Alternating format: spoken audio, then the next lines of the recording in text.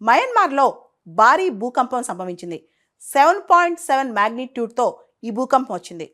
తర్వాత వెంటనే చుట్టుపక్కల ప్రాంతాల్లో 6.4 మ్యాగ్నిట్యూడ్తో, తర్వాత 4.9 మ్యాగ్నిట్యూడ్తో వచ్చాయి. థాయిలాండ్, లావోస్, చైనా, బంగ్లాదేశ్ దగ్గర ఢాకా ఇలాంటి ప్రాంతాలు, నార్త్ ఈస్ట్ ఇండియాలో కూడా ఈ ట్రెమర్స్ వచ్చినట్లు అర్థమవుతుంది.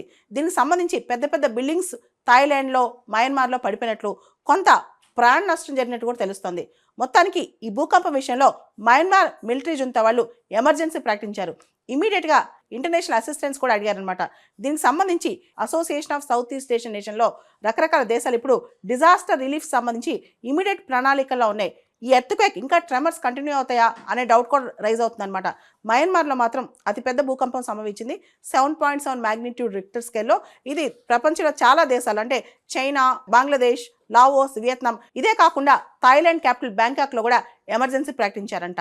భారతదేశం ఈ దేశాలన్నిటికీ ఏదైతే ఇండో చైనా రీజియన్ ఉందో, ఎక్కడైతే ఇప్పుడు భూకంపం వచ్చిందో వియత్నాం, లావోస్, థాయిలాండ్, వీటన్నిటికీ కూడా ఇండియా సహాయం అందించడానికి రెడీ అయిపోతుంది. దీనికి సంబంధించి భారత ప్రధాని మోడీ గారు మన మినిస్ట్రీ ఆఫ్ ఎక్స్టర్నల్ అఫైర్స్కి ఏ రకమైన హెల్ప్ అవసరం అయితే ఆ రకమైన హెల్ప్ మన చుట్టుపక్కల ఉన్న దేశాలు చేయమని చెప్పి ఆదేశాలు జారీ చేశారు.